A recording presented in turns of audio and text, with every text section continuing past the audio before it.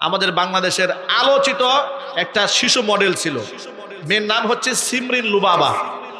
ছোট্টবেলা থেকে অভিনয় করত, অর্থাৎ সাংস্কৃতিক পরিবারের একটা সদস্য। কিছুদিন আগে দেখেছি এই সমস্ত নাটক ফাটক বাদ দিয়ে, অভিনয় বাদ দিয়ে সে এখন পরিপূর্ণ আপাতবস্তু বোরকা পরে। বেশ ভালো কথা। আজকে শুনলাম তিনি নাকি 15 থেকে 16 বছর বয়স হয়েছে, একটা প্রবাসী হাফেজ এবং মাওলানাকে বিবাহ করেছে। এই সংবাদটা যখন গোটা দেশের মধ্যে ছড়িয়ে পড়লো, এটা তো দেশের বেশিরভাগ মানুষ এটা অ্যাপ্রিসিয়েট করেছে যে মাশাআল্লাহ উপযুক্ত সময় 15-16 বছর বয়সে বিবাহ করেছে, বেশ ভালো কথা, ওয়েলকাম। কিন্তু আমাদের দেশে বামপন্থী, রামপন্থী, শাহবাগপন্থী এদের মাথা নষ্ট হয়ে গেছে। এরা বলতেছে বাল্য বিবাহ হওয়ার কারণে তার এবং তার পরিবারের কি কি শাস্তি হতে পারে এটা একটু বিবেচনা করতে হবে। দেখেছেন, বৈধ সম্পর্ক করেছে, এখন এদেরকে শাস্তি দেওয়ার জন্য এরা পাইতারা চলছে। পক্ষান্তরে আরেকটা ভিডিও ভাইরাল হয়েছে গোটা সামাজিক যোগাযোগ মাধ্যমে, যে রমজান মাসে এক হিজাব পরিহিতা এক নারী টয়লেটের মধ্যে তার বয়ফ্রেন্ডের সাথে অপকর্ম করতে গিয়ে ধরা খেয়ে গেছে। আমার প্রশ্ন হচ্ছে, সিমরিন লুবাবা বৈধ সম্পর্ক করলো 15-16 বছর বয়সে, এটা নিয়ে তোমাদের মাথা নষ্ট হয়ে গেছে, আর অবৈধভাবে টয়লেটে ধরা ফেললো, এটা নিয়ে মাথা নষ্ট হলো না কেন? কথা ঠিক না ঠিক জুড়ে বলেন। অবৈধভাবে তারা টয়লেটে গিয়ে অপকর্ম কেন করে? কারণ তোমরা পবিত্র সম্পর্কের মধ্যে বাধা সৃষ্টি করে দিয়েছ। এই কোরআনে 1500 বছর আগে ঘোষণা করেছেন। আল্লাহ পাক বলেন, আল্লাযীনা কাফারু ওয়া সাদ্দু আন সাবিলিল্লাহি জিদনাহুম আযাবান ফাওকাল আযাব। এই দুনিয়াতে যারা কুফরি করে, ওয়া সাদ্দু আন সাবিলিল্লাহ, আমি আল্লাহর পথে থেকে মানুষদেরকে যারা বাধা দেয়, তাদের সমস্ত কাজগুলো বরবাদ হয়ে যাবে। দল্লা আমালহুম, আমল নামা সব শেষ হয়ে যাবে। এদেরকে শাস্তির উপর শাস্তি আমি আল্লাহ বৃদ্ধি করে দেব। সুতরাং আল্লাহর পথে, আল্লাহর দেওয়া বিধানের মধ্যে যারা বাধা সৃষ্টি করে দেয় তারা হলো তাগুত। তারা কি? তাগুত। আমরা সরকারের কাছে আবেদন জানাচ্ছি, বিবাহের জন্য এই দেশে মেয়েদের জন্য 18 বছর বয়সে বেঁধে দেওয়া হয়েছে, এই আইন পরিবর্তন করা দরকার। কথা বলেন না ভাই, ঠিক না ভাই? ঠিক। এই আইনটা পরিবর্তিত হয়ে যাক। 15, 16, 17, 18 যখন উপযুক্ত হবে মেয়েরা, তখন বিবাহ দেওয়া হবে। এর পক্ষে কারা কারা আছেন আমি দু হাত দেখতে চাই। মাশাআল্লাহ। এভাবে যদি গোটা দেশের মানুষরা আওয়াজ তোলে, আজকে তো এখানে এমপি সাহেব থাকতেন, মাওলানা আবুল কালাম আজাদ সাহেব, আমি তাকে বলতাম যে আপনি জাতীয় সংসদে এই প্রস্তাবনা পেশ করবেন যে এটা একটা কুফরি আইন, 18 বছর বেঁধে দিয়েছেন, এটা আপনি করতে পারেন না, এটা জিনার পথকে ওপেন করে দেয়। ইসলামে ব্যভিচারকে বড় মারাত্মকভাবে কঠিনভাবে দমন করা হয়েছে, অথচ আমাদের রাষ্ট্রীয় আইনে ব্যভিচারের কোনো অসুবিধা নাই, কিন্তু বিবাহ করলে দণ্ডনীয় অপরাধ। জোরে বলে নাউজুবিল্লাহ। আমার প্রিয় ভাইয়েরা, পর্দার অন্তরে মা এবং বোনেরা, নবী করিম সাল্লাল্লাহু আলাইহি ওয়াসাল্লাম আমাদেরকে উদ্বুদ্ধ করেছেন, বিশেষ করে যুবক ভাইদেরকে উদ্বুদ্ধ করে হুজুর বলেছেন, ইয়া মাশারাশ শাবাব মান ইসতাতা মিনকুমুল বাআতা ফালিয়াতাজাওয়াজ ফাইন্নাহু আগাদ্দু লিল বাসারি ওয়া আহসানু লিল ফারাজ। হুজুর বলেন, ও যুবকেরা, তোমাদের মধ্যে যাদের সামর্থ্য আছে শারীরিক এবং মানসিক এবং আর্থিক, অবশ্যই ফালিয়াতাজাওয়াজ, সে যেন বিবাহ করে নেয়। তাহলে কি ফায়দা হবে? হুজুর ব্যাখ্যা করে বলেন, ফাইন্নাহু আগাদ্দু লিল বাসারি ওয়া আহসানু লিল ফারাজি, এটা চোখের হেফাজত হবে, লজ্জাস্থানের হেফাজত হবে। সুবহানাল্লাহ। কোন বিবাহ করাটাকে ইসলামে ইবাদত হিসেবে গণ্য করা হয়েছে। হুজুর বলেছেন, আন নিকাহু নিসফুল ঈমান, বিবাহ ঈমানের অর্ধেকটা। আল্লাহু আকবার বলেন।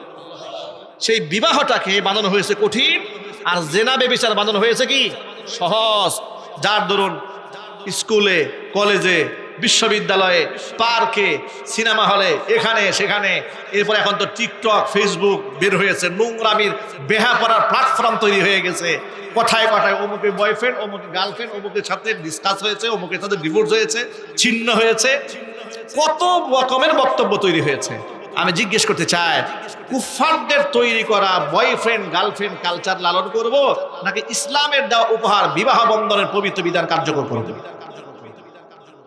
আমরা যেন পবিত্র বিধান বিবাহটাকে কার্যকর করতে পারি, সেই তৌফিক আল্লাহ পাক দান করেন। আর এটা সহজ করতে হবে, বলেন ইনশাআল্লাহ, বলেন ইনশাআল্লাহ। এই জন্য ছেলে মেয়েদেরকে উপযুক্ত সময়ে আপনারা বিবাহ দিয়ে দেবেন। শাহবাগীদের মাথা কেন নষ্ট হয় জানেন? কারণ ওদের 35 বছর 40 বছর হয়ে যাচ্ছে, ওদের বিবাহ হয় না। ওরা চিন্তা করে আমরা বুড়ো হয়ে যাচ্ছি, আমাদের হাজবেন্ড নাই, এই মেয়েদের অল্প বয়সে বিয়ে হয়ে যাচ্ছে, হিংসা হয়। ঠিক না ভাই? ঠিক। হিংসায় বাল্য বিবাহের ধোঁয়া তুলে মুসলমানদের সমাজের মধ্যে ফিতনা লাগাই দিতে চায়। প্রিয় বন্ধুগণ, এই জন্য কুফফারদেরকে বন্ধু বানানো যাবে না, বন্ধু হবে ঈমানদাররা। দেখেন কাফেররা কি বলে, কোরআন মাজিদ আল্লাহ পাক বলেছেন, আল মুনাফিকুনা ওয়াল মুনাফিকাতু বা'দুহুম মিন বা'দ ইয়া'মুরুনা বিল মুনকারি ওয়া ইয়ানহাউনা আনিল মারুফি। মুনাফিক নারী পুরুষ একে অপরের বন্ধু। তারা কখনো মানুষকে ভালো কাজের আদেশ দেয় না, তারা অন্যায় কাজের আদেশ দেয় এবং তারা ভালো কাজ থেকে মানুষদেরকে নিষেধ করে। পক্ষান্তরে ঈমানদারেরা একে অপরের বন্ধু।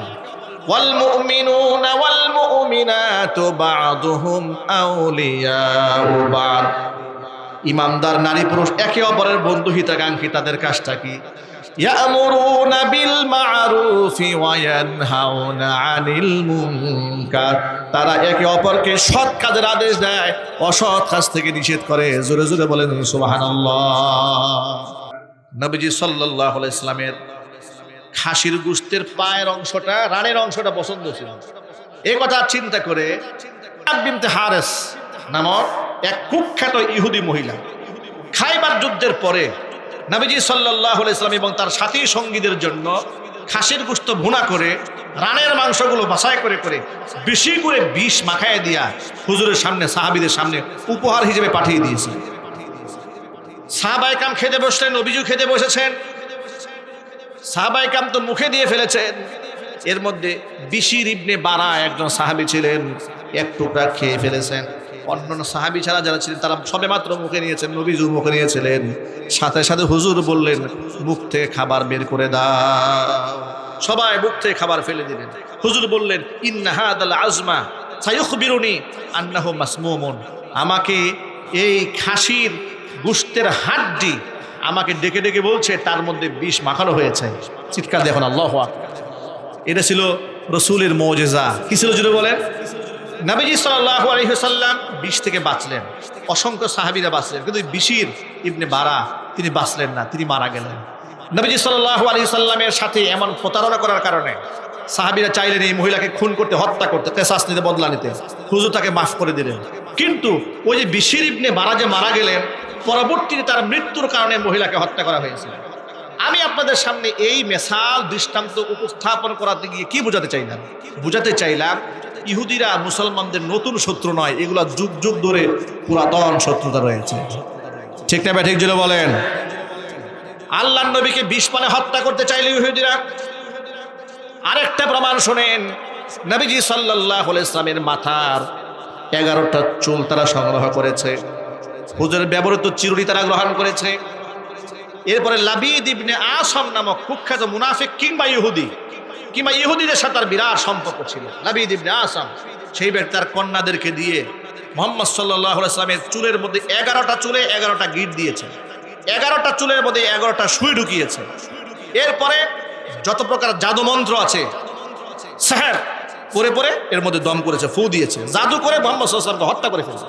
নাউজুবিল্লাহ। মুহাম্মদ সাল্লাল্লাহু আলাইহি ওয়াসাল্লামকে জাদু করা হলো।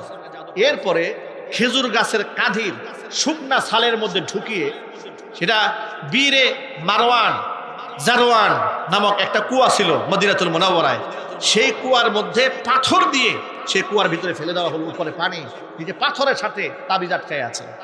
অবস্থা রাসূলের এমন হলো, নবীজি সাল্লাল্লাহু আলাইহি ওয়াসাল্লামের স্মৃতি বিভ্রাট হওয়া শুরু হলো। যে কাজ করেছেন মনে হয় কাজ আমি করি নাই, কাজ করে ফেলেছেন, করে নাই, আবার করেন নাই, মনে হয় কাজ করে ফেলেছেন। প্রচন্ড যন্ত্রণা, কষ্ট পাচ্ছিলেন।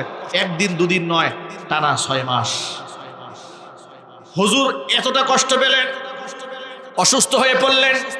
জাদু করা হয়েছে, সাহার করা হয়েছে। নবীজি সাল্লাল্লাহু আলাইহি ওয়াসাল্লাম রাতের বেলায় স্বপ্ন দেখতে পেলেন।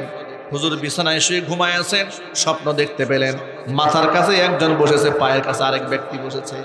2 ব্যক্তি বসে রসুলকে শুনিয়ে শুনিয়ে বলছেন আর কি হয়েছে, উনার এত কষ্ট হচ্ছে কেন? একজন আরেকজনকে বলছে উনাকে জাদু করা হয়েছে। আবার শোনায় শোনায় বলছেন লাবিদ ইবনে আসম জাদু করেছে, তার কন্যাদের মাধ্যমে জাদু করেছে। 11টা চুল নিয়ে 11টা গিট দেওয়া হয়েছে, এর মধ্যে সুচ ঢুকাই দেওয়া হয়েছে, মন্ত্র পড়া হয়েছে, খেজুর গাছের কাঠির মধ্যে ঢুকাই দিয়া কুয়ার মধ্যে ফেলে দেওয়া হয়েছে। সব কিছু স্বপ্নের মধ্যে দেখায় দেওয়া হলো।